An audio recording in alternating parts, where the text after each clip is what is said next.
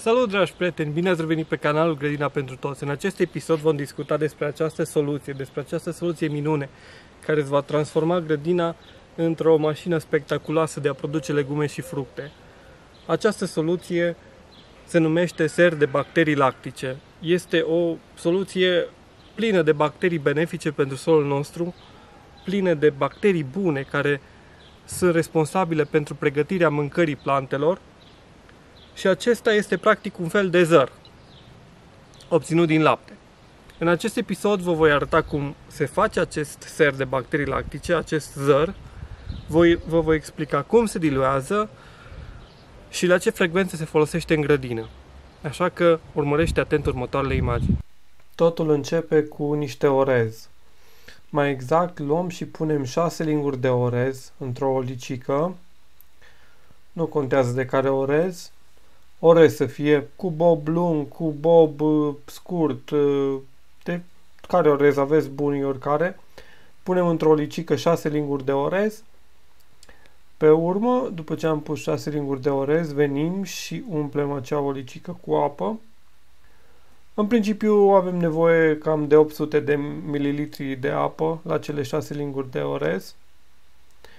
Și încercăm să spălăm de pe orez foarte, foarte bine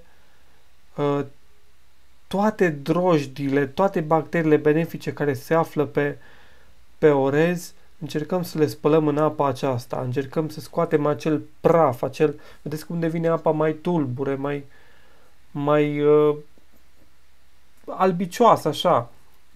E spălătura de pe orez care e plină de bacterii benefice și plină de drojdii sănătoase și benefice pentru ceea ce urmează. Spălătura asta de pe orez încercăm să o punem într-un borcan. Am aici un borcan de 800 de ml pe care l-am umplut cu această spălătură de orez. Pe urmă acest borcan îl punem într-un loc ferit de umbră, fără capac, pentru 3 până în maxim 4 zile. După 3 zile, soluția a prins un miros puternic, semn că este numai bună pentru a fi folosită. Punem jumate din soluție într-un borcan de 4 litri și venim și punem lapte peste el. Puteți să puneți orice lapte, lapte proaspăt sau lapte din cumpărat. Important este să fie cu grăsime integrală, să nu fie degresat sau semidegresat. Eu am mai avut niște cutii de lapte în frigider deschise și le-am folosit și pe acelea. N-am lăsat nimic ca să se irosească, dar în total am pus 3 litri de lapte cu 3% grăsime, adică nu a fost degresat sau semidegresat. După ce am terminat și am pus 3 litri de lapte, venim și punem și restul soluției din borcanul pe care îl avem.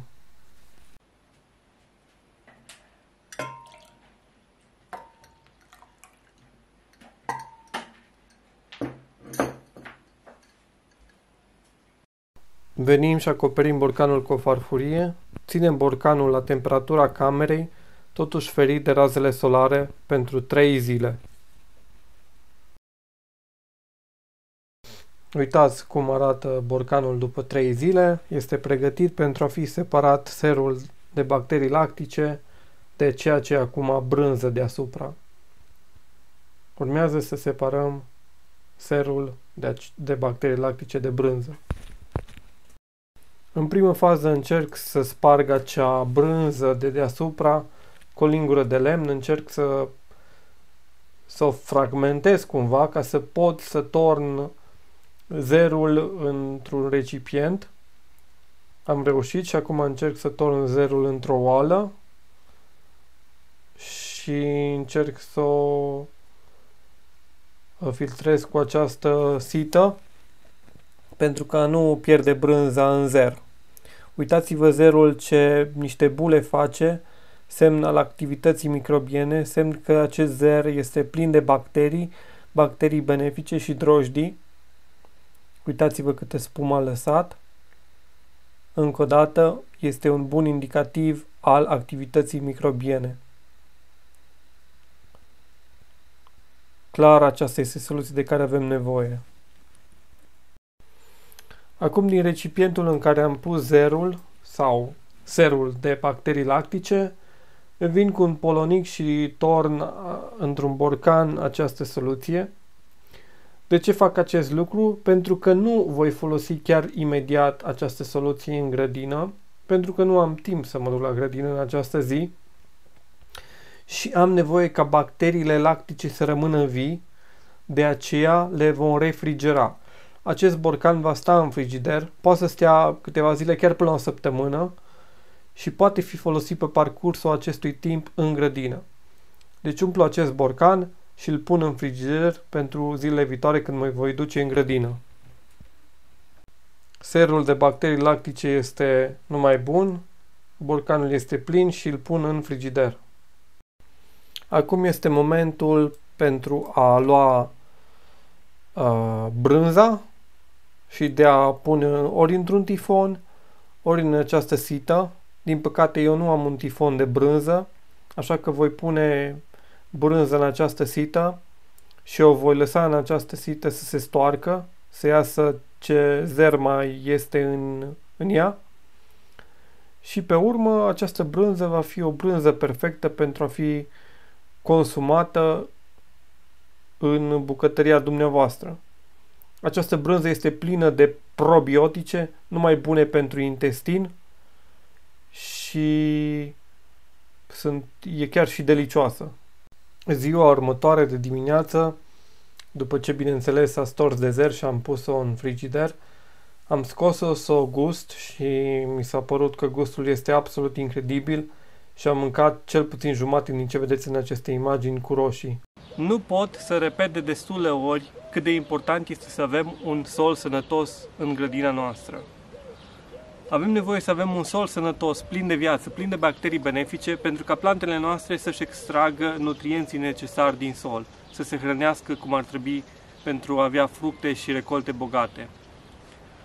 Săpatul și fertilizatul sau pesticidele sunt foarte dăunătoare pentru bacteriile benefice din sol. Și bacteriile benefice din sol au un rol foarte, foarte important. Noi dacă punem fertilizant de oricare fel, fie gunoi de grajd, fie diverse macerate, fie compost la plantele noastre nu pot să se hrănească direct cu aceste fertilizante.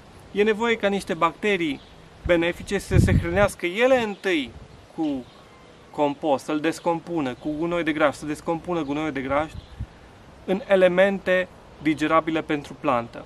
Dacă solul este sărac și nu are aceste bacterii benefice, nu se pot hrăni nici plantele noastre și vom avea niște plante anemice, niște recolte slabe și niște plante predispuse la boală. Serul de bacterii lactice. Aceste bacterii pe care noi le-am prelevat în primă fază, ați văzut, din orez. Am luat de pe orez acele drojdii, acele bacterii benefice, apoi prin reacția de fermentare cu laptele, aceste bacterii s-au înmulțit și sunt toate aici prezente în acest borcan. Practic, aici avem un fel de benzină pentru plantele noastre. Efectiv, hrană pentru plantele noastre. Este incredibil cât de folositoare este această soluție. De aceea, haideți să vă prezint cum se diluează și la ce frecvență se aplică. Hai să vedem cum se diluează soluția noastră. Auziți? Cum a avut un anumit pâs când am deschis. Asta e pentru că activitatea microbiană din cadrul zărului este la cote înalte. Diluția este în felul următor. 10 litri de apă fără clor. Poate să fie apă de la fântână, apă de ploaie, poate să fie chiar apă de la robinet, dar care a stat fără capac 24 de ore. Și ser de bacterii lactice 100 de ml. Deci 100 de ml de zăr sau ser de bacterii lactice la 10 litri de apă. În această găleată eu am 10 litri de apă deja. Pun, acum nu am la mine un dispozitiv care se măsoare exact, dar ăsta are 800 de mililitri, eu pun cu aproximație 100 de mililitri. Deci 800 de mililitri are borcanul, eu pun 100 aproximativ. Cam așa e 100. Bun. Foarte bine, acum soluția este pregătită pentru a fi folosită în grădină. Putem să udăm la roșii.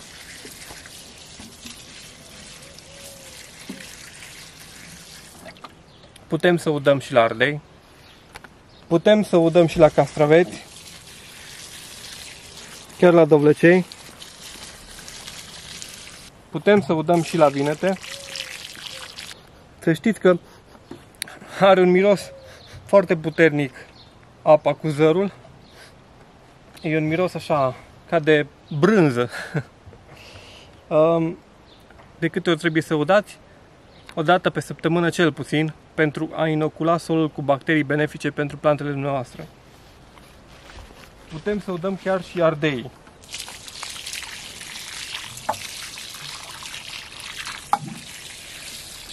De fapt, toate plantele trebuie să le udăm, fiindcă planta e beneficiarul indirect al acestei soluții. Beneficiarul direct e solul și ulterior planta beneficiază. Avem dublu beneficiu. Avem și un fertilizant sau o soluție care ajută foarte mult solul, avem și brânză rezultate din acest proces. Așa că am împușcat 2 iepuri dintr-o singură lovitură. Sau mă rog, dintr-o singură împușcătură. Dacă ți-a plăcut acest video, te rog să-i dai un like. Mă ajută foarte mult dacă tu dai like acestui video. Te rog să împărtășești și cu un prieten acest video, pentru că sigur are nevoie de această informație. Și abonează-te pentru a vedea cât mai multe videouri de acest gen pe canalul de grădinărit numit Grădina pentru Toți. Ne vedem data viitoare. Ciao!